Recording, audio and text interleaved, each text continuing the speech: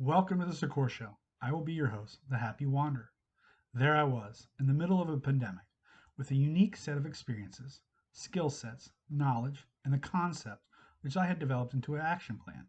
I had identified what the opportunity was.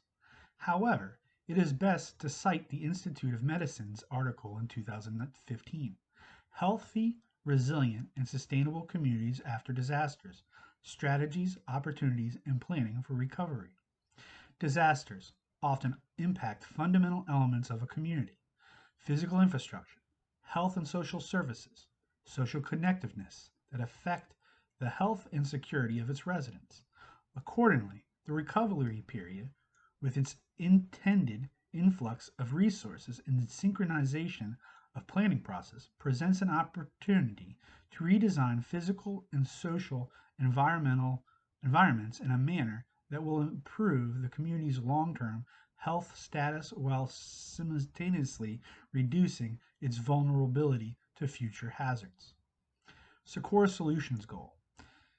Disasters, although unquestionable tragedies, can provide communities access to previously unavailable resources and opportunities, advancing their vision of a healthy, more resilient, and sustainable community. The intent is to leverage the collective body of knowledge stemming from a disaster recovery phase to create strategic whole community approaches to planning, redevelopment, economic revitalization, and healthy human services, among other fields.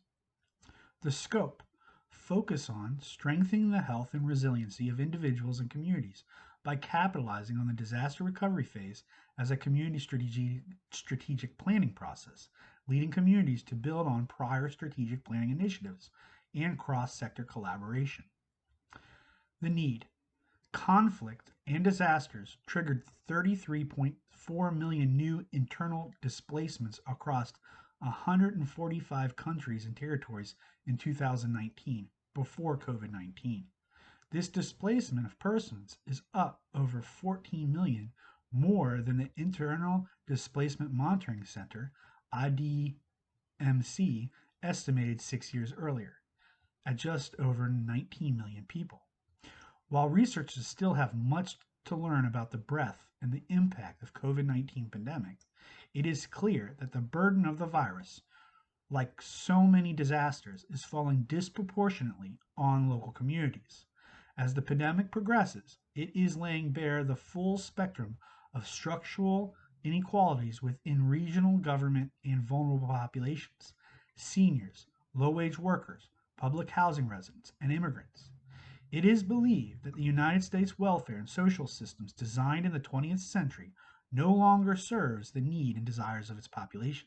The systems were developed during the Industrial Revolution, before the advancement of digital and global commerce.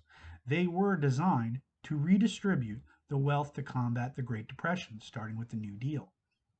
The current national and global pandemic provides a perfect opportunity to launch a participatory asset mapping campaign to meet both the resource needs of the disaster and develop an appropriate plan and identify solutions for economic recovery.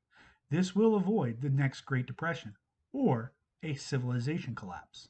An overhaul of all the systems needs to be done to meet the needs of the 21st century and beyond. The impact.